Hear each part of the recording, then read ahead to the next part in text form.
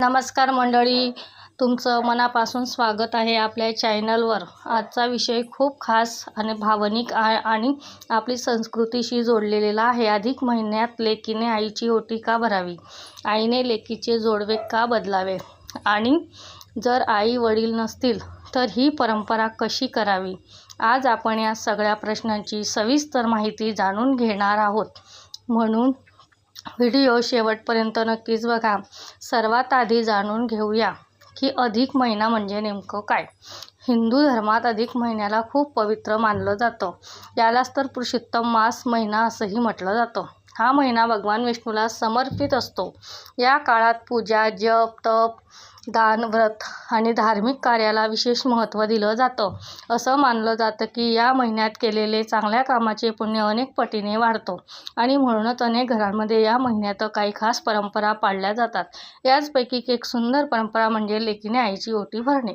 आता प्रश्न येतो की लेकीनेच आईची ओटी का भरावी। मित्रांनो, आई आपल्या मुलीसाठी आयुष्यभर खूप काही करत असते। लहानपणापासून ती आपल्या लेकीला प्रेम, संस्कार, माया आणि आधार देते।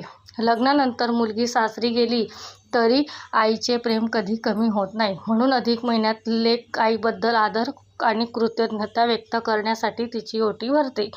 ही फक्त एक परंपरा नाही, तर आई मुलीच्या प्रेमाने आणि नात्याचे प्रतीक आहे। असं मानलं जातं की लेकीने आईची ओटी भरल्याने घरात सुख, शांती आणि समृद्धी टिकून राहते। आईलाही मानसिक आनंद आणि समाधान मिळतं। आता जाणून घेऊया की ओटी कशी भरतात।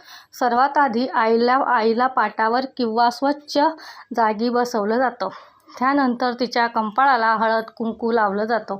ओटीमध्ये सामान्यतः काय ठेवतात? हळद कुंकू, अक्षदा, नारळ, फळ, तांदूळ, खण, साडी किंवा आपल्या ऐपतीनुसार भेटवस्तू ठेवतात। काही ठिकाणी गोड पदार्थ किंवा दक्षिणाही दिली जाते। ओटी भरताना लेक मनापासून आईसाठी प्रार्थना करते, तिचं आरोग्य चांगलं राहो, तिला दीर्घ आयुष्य लाभो, घरात आनंद राहो अशी भावना ठेवली जाते आणि त्यानंतर आई आपल्या लेकीला आशीर्वाद देते। हा क्षण खूप भावनिक असतो, कारण यात प्रेम असतं, आदर असतो आणि मायेचा आशीर्वादही असतो। आता दुसरा महत्त्वाचा प्रश्न, आईने लेकीचे जोडवे का बदलावे। मित्रांनो, आपल्या संस्कृतीत जोडव्यांना खूप महत्त्व आहे। विवाहित स्त्रियांचे सौभाग्याचे ते प्रतीक मानलं जातं। अधिक महिन्यात आई आपल्या विवाहित लेकीला नवीन जोडवे देते किंवा जुने जोडवी बदलते। यामागची भावना काय असते?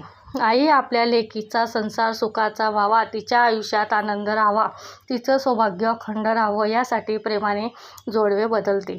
ही फक्त दागिन्यांची गोष्टच नाही, तर आईच्या आशीर्वादाची आणि प्रेमाची खूण आहे। काही घरांमध्ये जोडव्यांसोबत साडी, बांगड्या किंवा इतर वस्तूही दिल्या जातात, पण वस्तूंचं नसतं, महत्त्व असतं त्या भावनेचं। आता खूप लोकांच्या मनात एक प्रश्न येतो की जर आई नसेल किंवा वडील नसतील तर ही परंपरा कशी करावी। मित्रांनो, परंपरेपेक्षा भावना मोठी असते। जर आई हयात नसेल तर तिच्या फोटोसमोर दिवा लावून तिला मनोमन स्मरून ओटी अर्पण करू शकतात किंवा घरातील ज्येष्ठ स्त्री जसं की मावशी, काकू, आत्या, आजी किंवा मोठी बहीण यांना मानाने ओटी भरू शकतात। जर वडील नसतील तरीही ही परंपरा थांबत नाही, कारण ही विधी प्रेम, श्रद्धा आणि आशीर्वादासाठीच असतात। देवापुढे बसून आई वडिलांना आठवून प्रार्थना केली तरीही त्या भावनेचे पुण्य मिळतं असं मानलं जातं। म्हणून कोणतीही गोष्ट मनापासून केली तर ती देवापर्यंत नक्की पोहोचते। आजच्या धावपळीच्या आयुष्यात अनेक परंपरा मागे पडत चालल्या आहेत, पण अशा छोट्या छोट्या गोष्टी आपल्या नात्यांना जोडून ठेवतात। आई आणि मुलीचं नातं हे जगातलं सर्वात सुंदर नातं मानलं जातं आणि अधिक महिन्यातील ही परंपरा त्या नात्याला अजून घट्ट बनवते। म्हणून शक्य असेल तरी परंपरा नक्की पाळा। मोठेपणा वस्तूमध्ये नसतो, तर प्रेम आणि आदरात असतो। तर मंडळी, आज आपण जाणून घेतलं अधिक महिन्यात लेकीने आईची ओटी का भरावी, ओटी कशी भरावी, आईने लेकीचे जोडवे का बदलावे आणि आई वडील नसतील तर ही परंपरा कशी करावी।